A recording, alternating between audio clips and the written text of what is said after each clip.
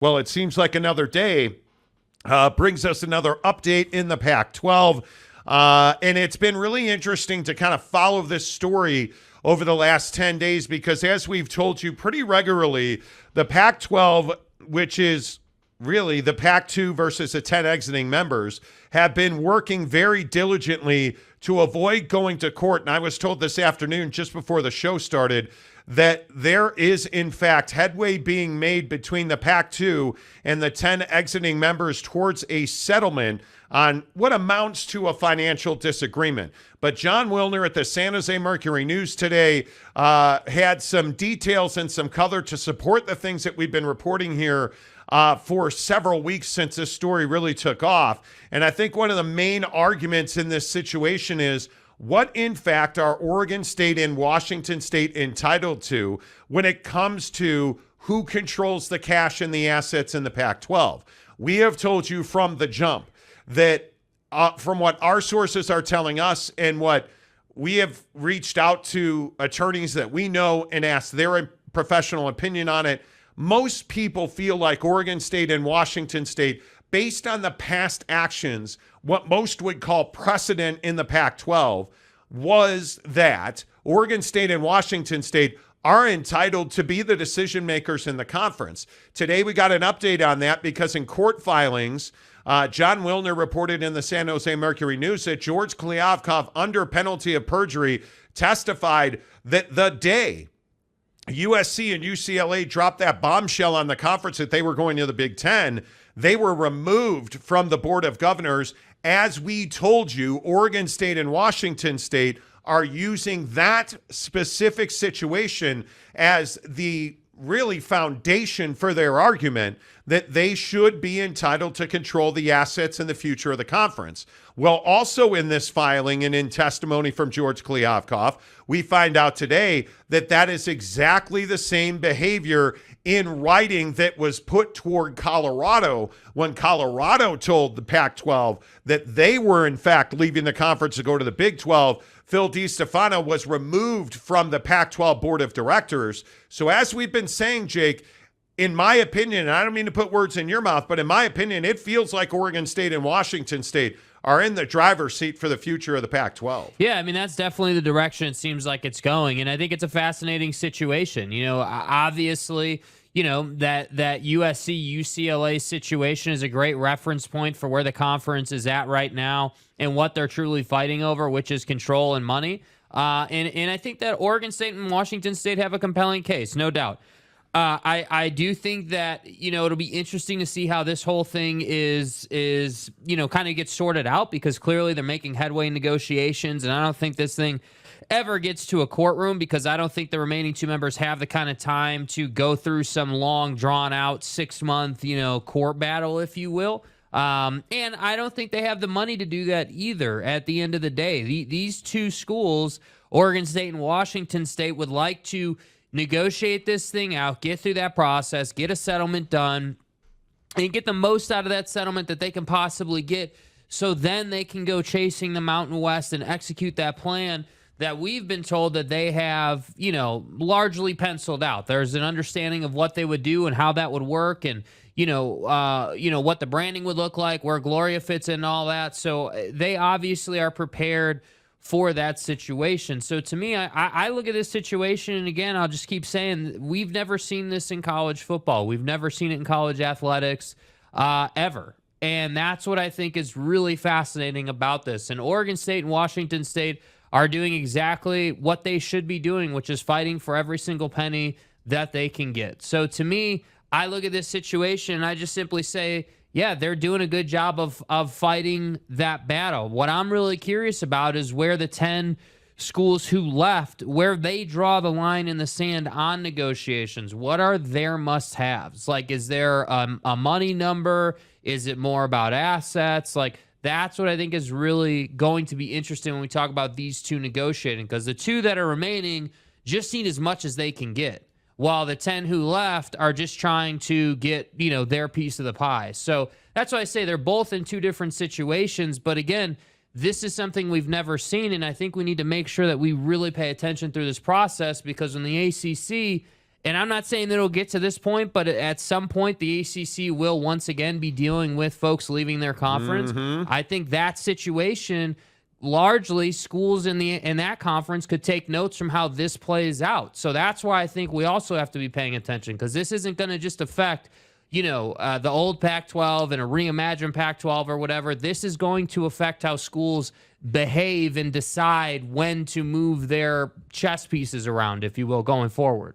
Yeah, and I think there is a real interesting debate to be had about, how do you, if you are Washington State and Oregon State, how do you move forward here? Because I think you're in such a precarious position financially. And I think one of the other parts of this that's so fascinating is the Comcast debt that everybody assumed was going to be $70 million and, was going to be devastating. It hasn't been devastating. In fact, John Wilner had a piece today where he was talking about how the Comcast debt, as we've reported on the show, and I know that so many people told us we were idiots and didn't know what we were talking about. Well, it turns out maybe we have some idea, because John Wilner backed up what we said, and that is the Comcast debt's taken care of. And that is that Comcast is withholding payments that will equal the balance of that money that's due by the time the year is over, which is, June 31st or whatever it is. Comcast will be made whole. The schools didn't lose money because they dipped into the emergency fund. So that money's gone. So as we reported earlier this week, what are they really fighting over? They're fighting over the $60 million in NCAA tournament units that are coming to the Pac-12 over the next several years. That's what these 12 schools are fighting over. And listen, I just don't think the exiting 10 members have a leg to stand on. This conference, based on the bylaws and the precedent that's been set by previous action, belongs to Oregon State and Washington State. They should be in control of the brand. They should be in control of the assets. And if that is the case, our sources have continued to tell us they are going to merge with the Mountain West Conference. Gloria Nevarez is going to be the commissioner. And they, as we have been told, our sources have told us, the Pac-2 and the Mountain West have a framework in place to facilitate that merger. They've got to settle this. That's the thing. I think all this other, back and forth, I don't even know that any of this matters, because it's never getting in front of a judge from what we've been told. 100%. I don't think it matters. How much of that $60 million stays with the Pac-2 and how much of it is going to walk out the door with the 10 exiting members? I think that's the only thing to talk about. Yeah, and I think if you're those 10 exiting members, I mean, your play is, hey, like, you guys don't have a lot of time here. Like, you guys are the ones without a schedule. You guys are the ones who are sort of in no man's land right now in terms of conference affiliation and, like, what your future looks like. And if it goes to court, you're going to run out of time, and that's not going to be good for anybody involved. So if I'm the 10 who left, I'm saying, hey, like, we want this number, and I don't know what that number is. I don't know if you're asking for half or whatever it is, but we want this number, and then that's been the starting point, I guess. That's what I'm saying, like, because there's no precedent for this type of situation. It truly is like, hey, this is what we think, this is our opinion on what our portion of the 60 is. And I look, it's money. Money's money. Money makes people do weird things. Like, we're going to talk about this Pat McAfee story, and they paid Aaron Rodgers $1 million and people are pissed about it. Like, money makes people do weird things. Money in sports makes people do even more weird things. I don't think this is strange at all. If I'm one of the 10 exiting members, if I'm SC or UCLA, if I'm Cal, I need every dollar I can get my hands on. Yeah. I mean, they're broke in Berkeley, right? So this is not, I don't think this is complex. I don't think this is odd in any way, shape, or form. I think everything is lining up for Oregon State and Washington State to have the best possible outcome.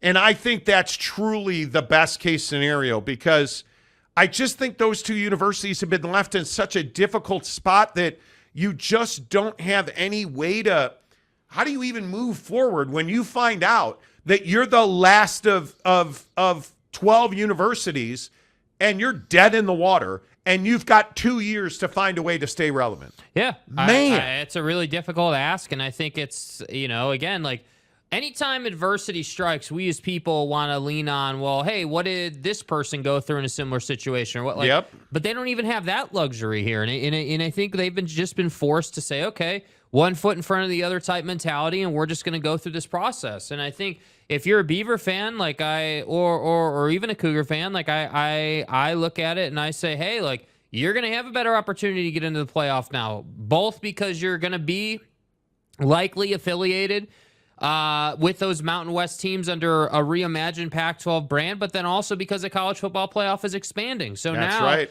It's not like, oh, man, we got to go and beat the SEC. Nobody's saying that. What we're saying is that you just simply have to play good enough football to win your conference and go out and win one bowl game.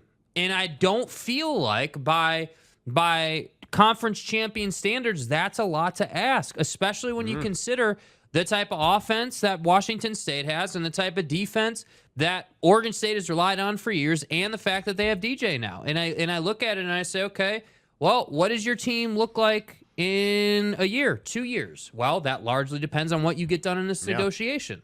Yeah, and I think now, as much heat as he has taken, I think it's really important for people to understand filing this injunction was absolutely the right thing to do. Like, I mean, it is absolutely a move that saved the conference. It is a move to secure the future of Oregon State and Washington State. And I think when you go back and this is all done, I think, as odd as it sounds to say, like I'm struggling to say it out loud, Kirk Schultz may likely have saved the Pac-12.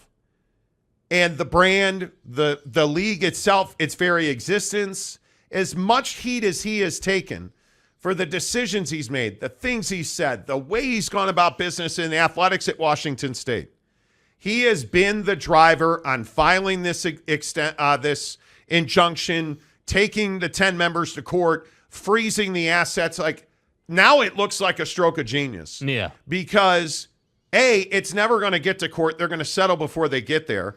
B, it now, I don't know how Oregon State and Washington State don't wind up with control of the brand and the assets in the conference, which is exactly what they were aiming for, because it's their only shot. It's staying relevant, staying able to reach the college football playoff and earn as much money as possible. Yeah. And so as much heat as we've given Kirk Schultz, I think at this moment in time, we need to really recognize that the moves that Kurt has made here and the moves that President Murphy in cooperation with Kirk Schultz have made here have saved the conference, because they're going to win. I don't see any way.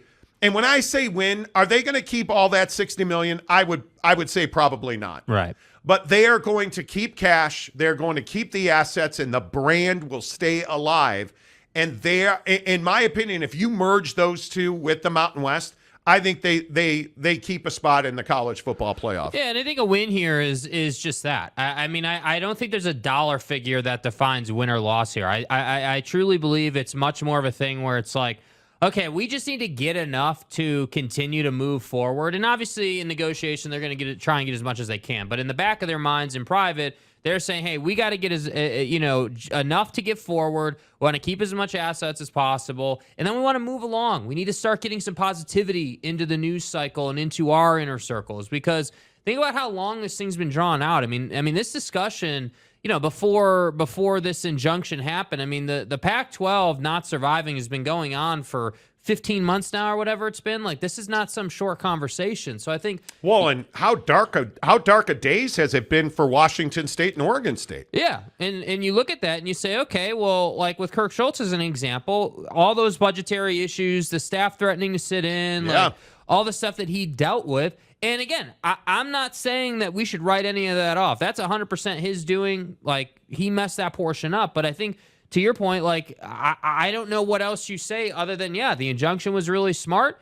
It does seem like, whether it's him just waking up or their legal counsel is advising them, they're getting good advice and making good decisions. And that's what it's going to take for you to get to where you want to go. And I think that part about, the college football playoff committee is the next big item for them after they move on from this chapter. Yeah. I don't know. Again, and I know I remind you guys this every day, the college football playoff committees has nothing to do with the NCAA, and they make their own decisions. And again, we have nothing to go off of. We don't know what that vote looks like as to whether they would keep the automatic qualifier or not. Well, but I think it is incredibly telling that the College Football Playoff Committee has taken no action on the Pac-12. And they have met multiple times, and they have taken no votes, no action.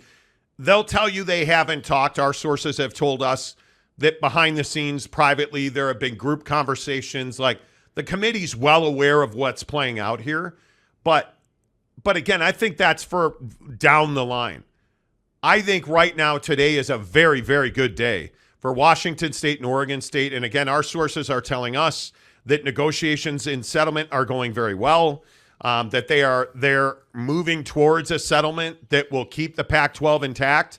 I think that's a huge day. Yeah. That is absolutely a huge day. And I never thought I would say it. And I feel kind of like a jerk saying it now, but great job by Kirk Schultz. Like his work has saved to now in projecting forward. His moves have been pragmatic, smart, I think well thought out. The briefs that they provided for the injunction hearing were well written, well thought out, precedent included. Like, it was A plus B equals we keep the Pac-12. And I think now you're heading in that direction. Yeah.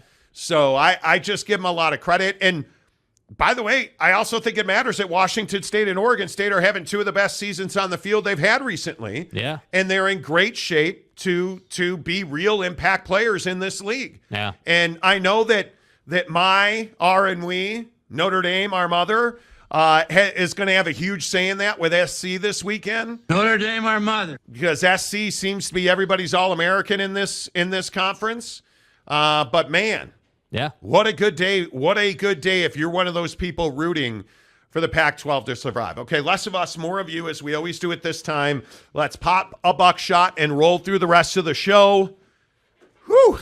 I got to sit up for this one today. We got to get in the zone here. Okay, so it's cold out. It's 48 degrees outside. It's 68 degrees in the studio. My hands are actually cold. This is going to be a very much needed. Today, our buckshot's actually a toddy. That's what it needs to be. Seriously. 200 milligrams of naturally sourced caffeine dumped into a container with great brain food that gets you through the rest of your day. And whether you take it at 9 a.m., 12 noon, 3:20 Mountain Time, you know that you're getting great ingredients that create a great product that does exactly what it says it's going to do. It's going to give you a lift, but there are no spikes and no crashes. Buckshot from Bucked Up, the best in the business. Cheers to you, friends.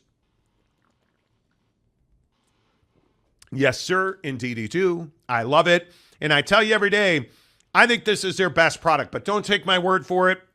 All of their products are great. In fact, in the description below, you get a free shaker cup from Bucked Up, the best shaker cup, because why not? It's from Bucked Up.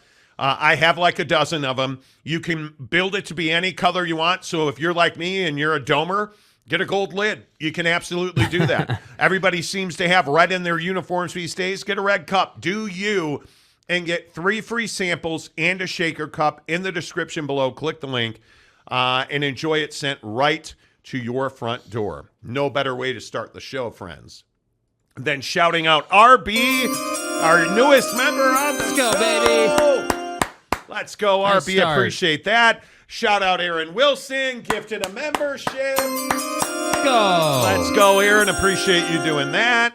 Al S. gives us $5 to start the show. Thank you very much for that. Matt Ritson for $5. Calford need extra money next year's travel. Both teams sink right now. Can you imagine? Can you guys imagine the expenses going forward for Cal and Stanford? To a lesser degree for, SC, UCLA, Oregon, and Washington going to the Big Ten. Their travel budget just got a lot larger. A lot larger. And I point to Oregon State and Washington State merging with the Mountain West. Lower expenses, less travel, shorter travel. it makes all the sense in the Well, world. one has to ask, hey, if Calford could Thank go you. back and do it again, Thank you. what would they do if they knew what the outcome was going to be? Because it's a really interesting question. I understand academics. I understand, hey, we got certain standards. Totally get it, man. But I have to wonder if you're those two institutions looking back at this and saying, okay, this is kind of the direction things are going. Obviously, nothing's done. Nothing's, haven't dotted the I's and crossed the T's yet. But, the direction that this is heading, man, maybe it would have been more beneficial for us to stay and merge. Maybe that would have been Was better. it a mistake for Cal and Stanford to go to the ACC, knowing what we know now in the Pac-12? Not even projecting forward, just knowing where the Pac-12 is now. I think you have to say it was, yeah. I think you have to say it was for sure, I think right? you have to say it was. I mean, I don't. And to the commenter's point, I mean, the travel is definitely going to be heavy, and we can sit here and they can put out all this narrative about hub cities and meeting in the Midwest and not flying across the country all the way. Okay, I understand you got to come up with solutions, but it just kind of feels like a racket when you could have just stayed in the region you were in, because again. And I maintain this, Stanford and Cal are less relevant in terms of the college football playoff than Oregon State and Washington State. I mean, Oregon State and Washington State, correct me if I'm wrong, are both ranked right now, are they not? Yeah. So, I mean, they're having really good seasons. Two of the best quarterbacks in the league. Oregon State's got one of the best defenses in the league. So, yeah, I think they I mean, how do you not regret making that decision? I think you have to. You would have to say at this point that Cal and Stanford regret leaving the league. I don't know how you wouldn't. And Donuts, my guy, what's up? Thank you for the $10. Golf fund this weekend should be primo.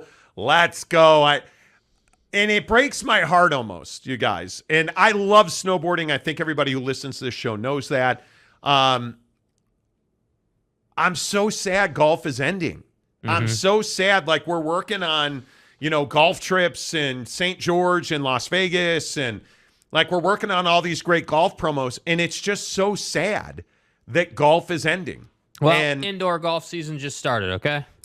Yeah, but same, it's so hard to find an indoor golf partner. Yeah. Like, it is really difficult to find a quality place to be inside, to hit well, to get better, to be able to improve your swing. That's difficult. So, and Donuts, I appreciate the $10. Glenn, San Diego State Aztec. Calford showed their hand. They'd rather travel and toss academic confetti over their heads than consider the Big 12 in the They'd rather toss academic confetti. And he's not wrong. I love it. I My love guy. you, dude. You're not wrong, man. My guy. You're spot on. Absolutely, positively, you are not wrong. Spot on. Oh, man, that's amazing. Who was first in today, by the way? Hey, look at that. Dakota Tubbs, first in. Dakota, yes, you finally did it. Dakota has worked so hard to be the first one in on the show. Amazing. Way to go, Dakota. How did you do it? Did you just have the page open all day, or what did you do? I don't know what it takes to be the first one in. I have no idea. Payson Cougar, with real debt to Comcast at $72 million, they might be driving go-karts. Well, but Comcast, I think Comcast handled this well. They stopped paying the Pac-12. Yeah. And if you don't know the situation, Comcast double paid for subscribers. So Comcast pays per subscriber to the Pac-12 network. They, in some cases, counted subscribers twice, and the Pac-12 knew about it after an audit, didn't say anything to Comcast. Comcast found out about it, and that's how this debt occurred. Yeah. Well, Comcast has not paid the Pac-12, so that debt is being whittled down. And by the time the fiscal year ends, that debt will be paid. So there will be no hangover for that. Nobody's going to have to cut a check for that. So that works. Let's see, James. If you don't like the show, there's other stuff on YouTube that you could be watching. Who doesn't like the show? Yeah, what happened? What happened here? Yeah, what's the issue here? U.S. Mail says time for the manure show. Well, okay. Yeah, I mean, if you're not a fan, you're all welcome here. You're still here. You're all welcome you're still here. Watching. Absolutely. Dakota Tubb says, hit the like button. All right, our first Jagoff reference. Let's go. Hey, good start to the show today. Appreciate that. Jeff Woodworth cracked my new iPhone screen. I hit the like button so hard. Okay. I was going to say, by the way, because what would the show be if I didn't say, by the way, protein? Where is your new iPhone? It's at the crib, baby. That's right. It's at the crib. Wifey brought it in for you? No. She doesn't have access to the mailbox. Oh, it's in the mailbox. It's in the mailbox, okay. yeah. Okay. Notice he didn't deny he has a wife now. Let's see. Bryce Martin, Oregon has a real chance to be the best team in the country Saturday. Until then, it's Texas. I think Oregon has a real chance. You know, I was contemplating this earlier, and I don't know that there's a definitive answer. What's the bigger game, USC and Notre Dame or Oregon and Washington? Oregon and Washington, in my opinion. Boy, I think if USC loses.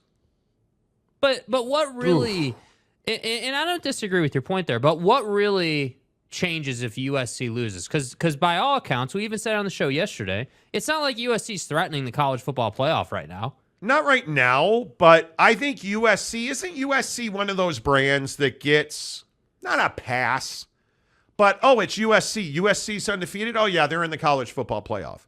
Not yet, unfortunately. But they should be. No, but they haven't been undefeated. My point is, when USC's really good, and let's say they go undefeated, oh, yeah, they're getting in the college football playoff. They are. I think that's how strong the USC football brand is. So I do think Oregon and Washington's a bigger game. I think Oregon's just as strong, though. As what? USC's brand. Okay, an undefeated Oregon brand? No chance. Not even close. I think USC football is so much more lucrative. I think it's got a much bigger following. I think from a recognition standpoint, I think USC football has history. It has national championships. It has J-Rob. It's got Pete Carroll. It's got the John McKays. But what does it not have? It's got nothing. It has everything you want. Doesn't have a college football playoff appearance yet. Who cares? What does that matter? If USC is undefeated, they're getting into the college football playoff. Yeah, that just doesn't matter. And when we're talking about branding, it doesn't matter. Like Oregon doesn't have a college football playoff appearance. Yeah, they do. Oregon doesn't. 2015. Yeah, they do. They've appeared one time, but that was a long time ago. Was that the BCS or was that the college football playoff? No, I'm pretty sure. I'm almost 99%. Okay, either way. So, it doesn't. There's not even a conversation here. USC is a far bigger brand than Oregon is. I don't even think it. I think nationally the reach, just because of the Rose Bowl, just because of the pageantry, the history, the Coliseum, the Heisman Trophy winners, the quarterbacks, the OJs, the Marcus Allens. I mean, you name it. You don't know a coach at Oregon the way you know McKay, Robinson, Carroll, like Lincoln Riley. Like they have rock star coaches that are bigger than a lot of programs' best player ever. I agree with that. So I think when you're looking at USC, I have no doubt in my mind that you have a situation where USC, if they're undefeated, they're in. Now, are they going to be undefeated? I don't think there's a chance in the world. I'm not even particularly confident that they're going to get by Maiar and We the Beloved this weekend. I mean, I don't know. Yeah, you're correct, by the way. That BCS ended in 2013. Mm-hmm. So you are correct. But I think the USC brand is, I think it is Alabama. I think it is Ohio State. I don't know, man. I don't disagree that they probably have the biggest brand in the Pac-12. And I know you're adamant. I'm saying probably. Okay, great. We can agree to disagree. But when it comes to Alabama or like Ohio State or whatever, I don't know. Like I think about SC and I don't know. They haven't quite. They have not even come close to their peak under Lincoln Riley yet, in my opinion. I think Lincoln. I think is going to take them to even higher heights than they are now. I think they will be much better. They will continue to get better. They will continue to be more of a problem. Like, I totally agree with that. But I don't know. I wasn't around for USC before Pete Carroll. Pete Carroll's the oldest coach at USC that I resonate with. So that's probably the other part of the problem here.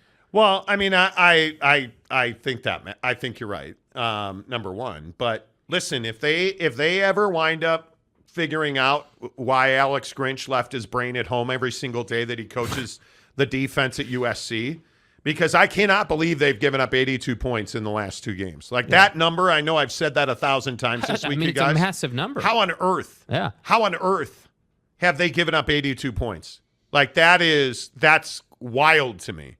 That is wild to me that they've given, and they're going to find a defensive coordinator some way, 100%. somewhere. Like Lincoln Riley's going to figure it out, because you're going to the Big Ten, and I don't care who your quarterback is and how many points you score. You will be punished if you cannot stop the. You know how physical the running games are in the Big Ten? Do you know how physical the offensive lines are in the Big Ten? Like, you just have to, at some point, play defense, Lincoln Riley. Yeah, I mean, you can't be playing, hey, who's the first to 50 every week. That's just not going to work. And I think, again, we've talked so much about how, like, the strength of schedule with Michigan and Ohio State and the Big Ten teams, but what everyone seems to agree on is that the Big Ten teams have great defenses, and the scores that they put up. And I don't care who it's against. If you're gonna play, a game where you put up 40 and the opponent, no matter how crappy they are, only scores 7. I mean, that's saying something. I mean, your average college football team is going to roll up with 14, 17 points at least. Yeah. So to me, I look at SC and I'm sitting here saying, you're right. The Big Ten does run the football a lot more than a lot of the other conferences. And honestly, the defenses that the Big Ten typically puts out are pretty good. And at some point, and Lincoln said this yesterday, I believe it was, maybe the day before, talking about how, hey, we can't just sit here and ask Caleb to ball out every single week. I mean, at some point, Caleb Williams is going to have an off week. That's going to happen. He's a human being. And at some point, you have to be able to win a game with defense. So that's why I say I do agree. He will find a defensive coordinator. He will take this team to new heights. He's not in Oklahoma land anymore. He's in L.A. Like, it's not good enough just to be 50 points a week now. If USC beats Notre Dame and Oregon beats Washington. Yeah. I don't trust the AP poll anymore. I just don't. I want to. I don't. Like, I look at, there's so many arguments in the top 10. Mm-hmm. If USC beats Notre Dame, how quality is that win? Well, obviously, losing to Louisville did not help Notre Dame in any way, shape, or form. Struggling with Duke did not help Notre Dame any way, shape, or form. Yeah. But, man, I look at SC being 10th. How is USC ranked above Alabama? That's right. It's USC and they get a rubber stamp. That's exactly the situation I'm talking about. Like, Alabama should be ranked ahead of USC. And I'm not hating on USC or it's so frustrating to have to deal with that on a week in, week out basis in the AP top 25, and we shouldn't have to. Matt Ritson, how about the D-backs sweeping LA 3-0? At some point as the Major League Baseball playoffs go on, we've got to talk about this format. They were off for an entire week, the Dodgers. Yeah. That's not an advantage. And the only thing I'll say about the Dodgers is you got to refresh the pitching staff. With what went on with Urias, obviously Clayton Kershaw's not that guy anymore. Walker Buehler will be back next year. But you got to revitalize this pitching staff. I think you can point back to some moves. I'd go all the way back to you, Darvish, getting out of there. Like, you're the LA Dodgers, man. You've got to have 5 arms that can win you a game on any given night. Yeah. And they currently don't have that. Yeah, and I think the best teams in baseball have arms. And I think, Lopes fan Gabe was at the game last night, and for all you D-backs fans out there, I think your luck's going to come to an end when you run into a team that's got pitching. Why are you a red ass over the D-backs? Well, I'm not being a red ass. I'm just saying. Your luck's coming to an end. It is, because ultimately you didn't pitch. It wasn't like you had outstanding performances. You won the game with hitting, and that's fine. I guess this will just be the day where we run our faces into each other. Who cares? You swept the LA Dodgers. That's a 100-win Dodger team. Yeah. I mean, that's a great accomplishment for a guy in Torey Lovello who not many people think about anymore. Yeah, I and agree. for a team that plays in a warehouse out by the airport, that's a pretty nice win for as long as they're in Phoenix and Arizona on the whole. That's a pretty nice win for D-back fans. Yeah. And a guy like Lopes fan Gabe, who's got little Lope, who's a huge baseball fan, and that's a really good win for Phoenix. Mm-hmm. No doubt about it, for the city, for its fan base. The Arizona Diamondbacks knocking off the LA Dodgers. Anytime an Arizona team beat LA. I was just simply saying, you haven't run into a team yet that's got pitching. That's the difference. Yeah. That's all I was saying. I wasn't saying it was a bad win or like I'm simply saying, hey, look at what the Phillies are doing to the Braves. And I'm telling you, you're being a red ass today. Okay. That's your opinion.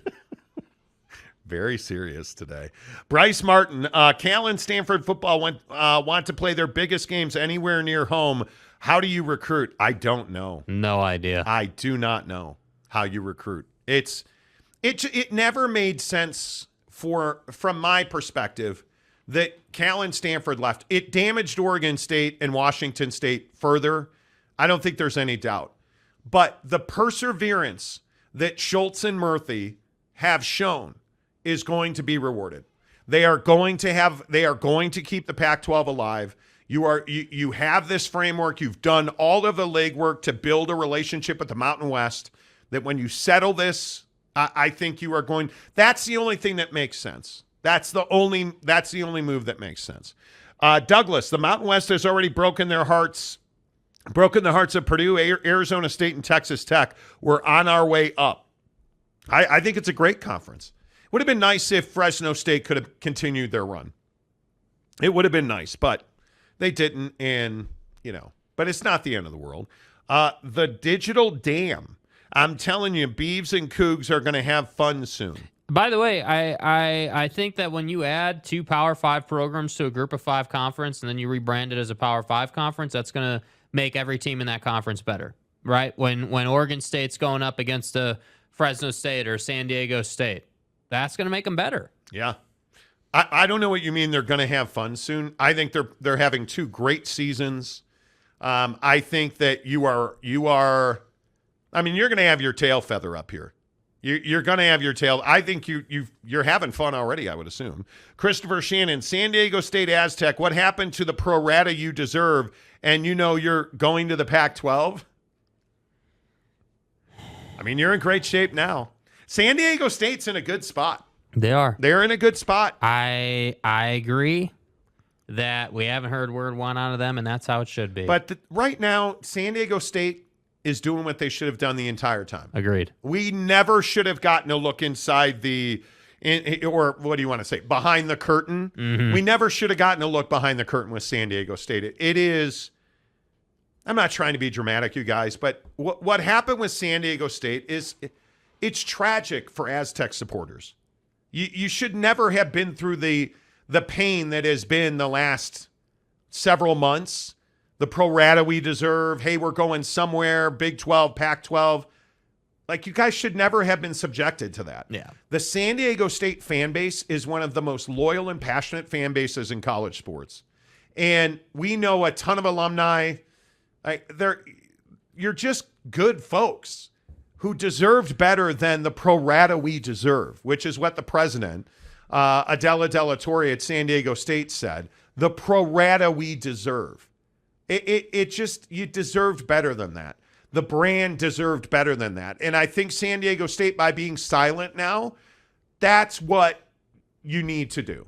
And J.D. Wicker, the athletic director at San Diego State, figure out football, then go talk a bunch of junk. Figure out football, man. Win some football games. Hire a coach that can recruit and win. You have a beautiful new stadium. Figure out how to fill it up.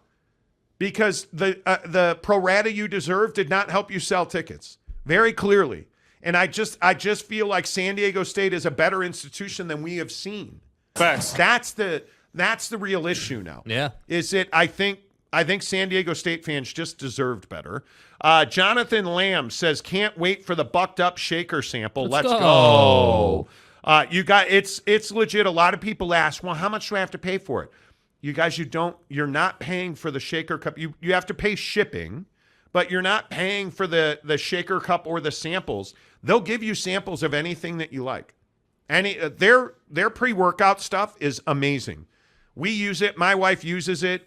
She uses their endurance product. You can get samples of that. Like, go get it. It's in the description below. Bucked Up, the official energy provider of the Monty Show. OG Gary, what's up, my dual citizen of LSU? Go Tigers. Go Tigers. Like the U. Comcast still exists. I'm not a cable guy anymore. There was a time less than a year ago now where you could have never convinced me I would cut the cord. Yeah. I would never have given up on DirecTV. And then I gave up on DirecTV because they tried to raise my rate, and then I had all kinds of technical difficulties and they couldn't figure it out. Yeah. I was like, that's it, I'm out. But yeah, I can't believe it. Let's see. Luis Carlos Diaz, San Diego State Pro Rata. Exactly. Let's see. Monty, would it not be in the best interest of the 10 leaving to wait as long as possible to reach a settlement with the PAC-2? I think so, but the issue becomes how long is too long? Because if you go to court, you get nothing. So there is a perfect window in time where a settlement will become easy. But if you get too close to that November 14th trial date, at some point the PAC-2 are going to be like, well, you know what, actually, well, we waited this long. Because I think now you get these, and if you're just tuning into the show today, our lead on the show today is a revelation. John Wilner, who's a guy I'm telling you, go subscribe to his stuff at the San Jose Mercury News. It's behind a paywall. You can find it across the internet on several free sites, but support journalism, please. John Wilner does great work. John Wilner had another bombshell piece today where he had the court filings that basically show George Kliavkoff testified that, hey, yeah, by the way, when USC and UCLA left, we kicked him off the board of directors. And then here's another piece. The conference used the same policy with Colorado on July 27th after Chancellor DeStefano informed Kliavkoff via text that the Buffs were joining the Big 12. The next day, Pac-12 General Counsel sent Colorado's legal officer a letter that included the following. Chancellor DeStefano provided CU written notice of withdrawal from the Pac-12 under Section CB 239 or 64 of the Pac-12 Constitution and bylaws, which, as we've told you on this show, the contract, which is the Constitution, and the bylaws specifically say Chancellor DeStefano and CU representation on the Pac-12's board of directors automatically ceases effective immediately, and CU no longer has a right to vote on any matter before the board. So what have we reported on this show for the better part of a year? The minute that SC and UCLA said, hey, we're leaving, that story leaked, they were off the Pac-12 board of directors. And then when this whole lawsuit hit, what did we tell you? In the contract and in the bylaws, in that contract that all 12 members signed, as soon as you are out of the conference, as soon as you say, hey, we're leaving, and I think Oregon State and Washington State have the hammer because it doesn't say by written notice to the Pac-12. It says by written notice, which signing a letter of intent, essentially, which is what you have done, because you won't sign a grant of rights until July, I believe it is. But you've signed this contract that says I'm going to join your conference. That's written notice that you're leaving the Pac-12. Right. 10 members of the conference have done that. There's only 2 that have not. Oregon State and Washington State. I mean, to me, it's cut and dry. So to answer your question directly, yeah, I think you can, a source said to me, sweat out Oregon State and Washington State until you can't. And I think what you are going to see is that $60 million that is coming into the conference, because remember how NCAA tournament units are paid. Right now, the Pac-12 is owed $60.9 million in NCAA tournament dues, it's basically units. Yeah. The exiting 10 want that money. And Oregon State and Washington State want to hang on to that money. They're basically negotiating that. And once they have that negotiation settled, they will drop their suits and withdraw. And the 10 will exit, and Oregon State and Washington State, by most people's opinion, will then take the Pac-12 and do a merger, reverse merger, whatever you want to call it. They're going to flip it around and have the Mountain West join the Pac-12 and stay a P5. They'll be a P5 for at least 2 years. 2024, 25, 25, 26. At least 2 years. Right. But before then, the College Football Playoff Committee's got to decide, and the subcommittees will have a big voice in this. They have to decide, okay, well, what are we going to do with the Pac-12? Are we going to keep them as an automatic qualifier? That's going to be the question. And I think it is a significant question. I think it is a big one. I don't know that anybody knows the answer. I truly do not. I truly do not have a feel as to whether or not the College Football Playoff Committee will keep an automatic qualifying spot for the winner of the Pac-12. I think there is going to be significant dissent upon that. But guess who's got a lot of voice in that? Several members of the College Football Playoff Committee are G5 and in the Mountain West.